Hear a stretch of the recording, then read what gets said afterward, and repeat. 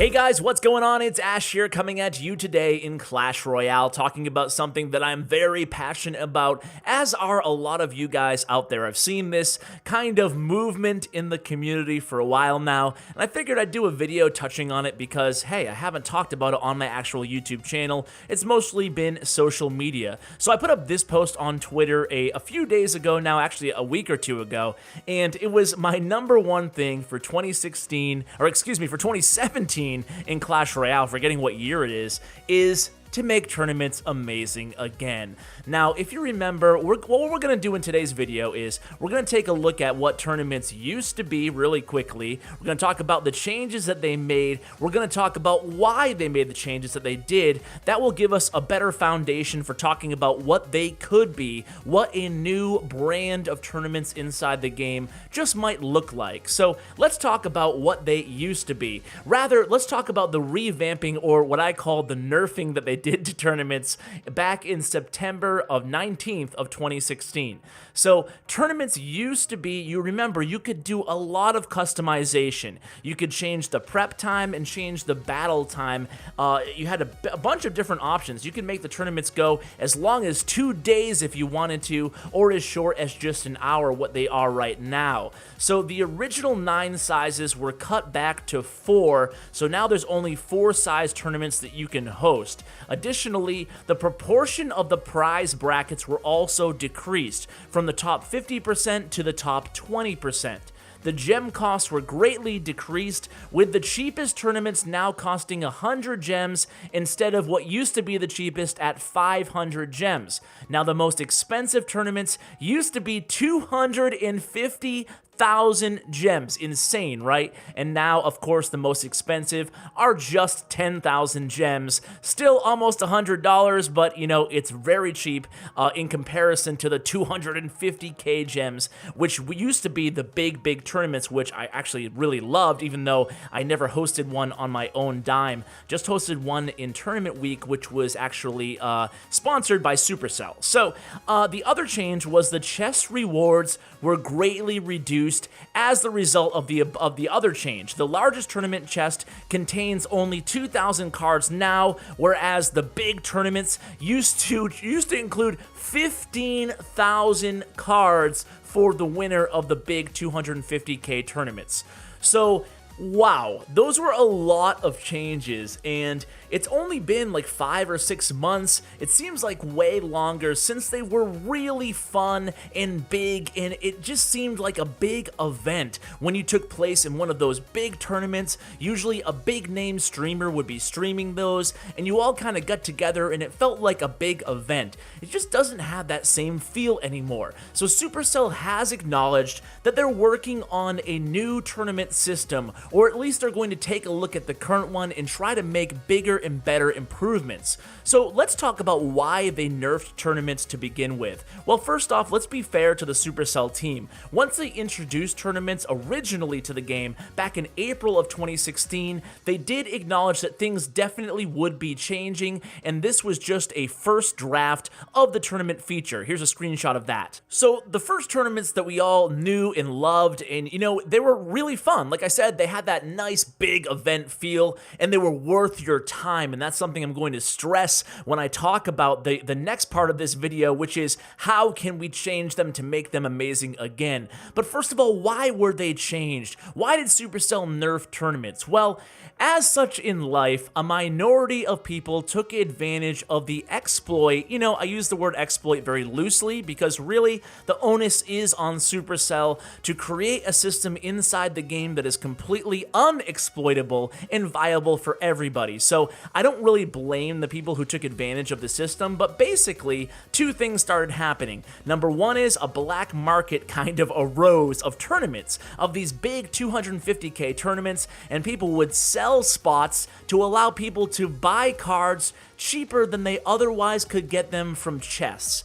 Also, another form of kind of loosely exploitive conduct that came from these big tournaments was just big groups of people with a lot of money would just max out a bunch of accounts using these tournaments rather than just doing it the old-fashioned way, aka spending the real money that it normally takes to buy chests or just to grind out your cards like everybody else does. So what it did was it gave people a big discount to max out their accounts. Now, is that their fault? No, I don't think so. Honestly, it's just common sense, right? If it's cheaper to max out your cards and you're prepared to spend thousands of dollars either way, why wouldn't you go with the cheaper option? But what happened was it caused Supercell to react. Now, I don't think that's the only reason they changed the tournaments. A couple other factors could be that not a lot of people were just buying the 250k gem tournaments, right? I mean, that's a lot of money. That's thousands of dollars to host one tournament. So not a lot of people were buying them, so why have something in the game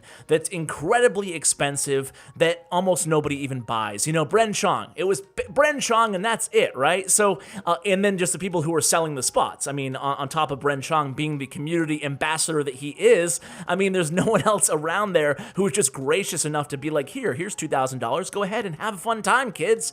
So that's kind of where we are. So lack of people buying the big tournaments, A, people exploiting it, B, and C, I think Supercell wanted something a little bit simpler. You know, there was a lot of customization. They removed a bunch of that. Now there's no customization for prep time. You just have the standard 2 hours to go ahead and start it earlier or let it run its course.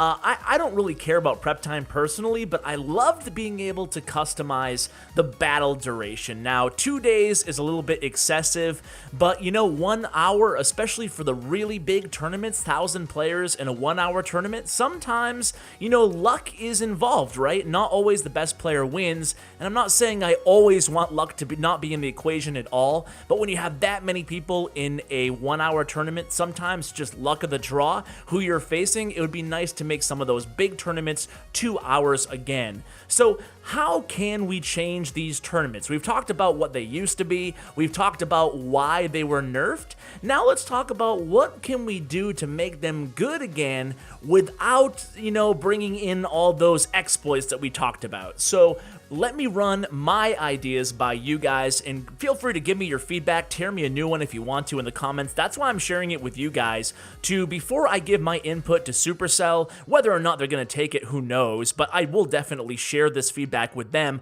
But I do want to kind of vet out the comments and see what you guys come up with too, and then I'll share with you guys in a future video what I ended up suggesting to them. So how can we change them? One simple thing we can do is just add more control and options again. You can give admin rights to the creator, including the ability to kick people in prep time. Perhaps you want to ban somebody who's annoying, or if you have a more competitive tournament, maybe you just don't want specific people who've been banned from your tournament to enter. So you should have the ability to kick somebody. After all, you're the one paying for it. Now, I also think that the creator should have the ability to kick somebody in the battle duration if they have 0 cups, meaning people who aren't participating. The reason behind this is because Bren Chong and I host a tournament every single day, a 1K tournament, and you know what? The last 300 slots or so are just people not playing at all. They just join and take up a spot that could be somebody else who wants to get in and play.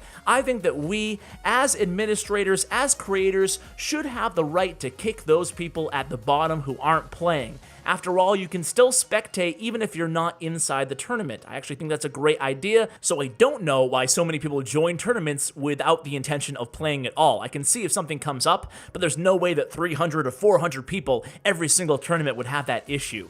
So aside from that, give us more customization again on the battle day and on the prep time.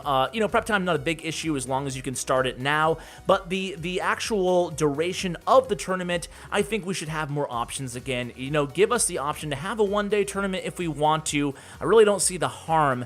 And another thing though, you should be able to leave the tournament, right? You should be able to leave. That way people, like I just mentioned, who have something in real life come up, they can leave the tournament. Or if you enter in a one-day tournament and you don't want to be there anymore, you should be able to just leave the tournament, right?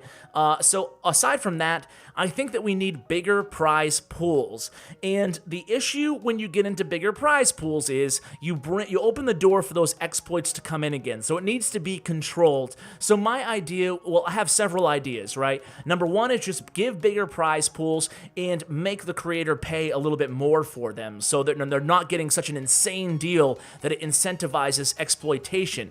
Now, no one wants to pay more, but you gotta give a little to get a little, right? And at this current moment, I don't think it makes sense for people to join tournaments, even if they're free, because you can just grind out classic challenges or grand challenges and you get so much more bang for your buck. That was really the final straw for tournaments in my eyes. When they came out with the victory challenges, both grand and classic, it gave people the option to farm in the game, and it took away the incentive to try to join tournaments to do the same thing. I mean, think about it. You could waste, I use the term waste very loosely, but you could spend an hour of your time and walk away with no cards at all, and that sucks. I mean, you invest an hour of your time, you want some sort of a reward, so I think the rewards need to be better. Another way you can do it without increasing the cost for the creator is simply just divvying up the cost a little bit, and this will avoid exploitation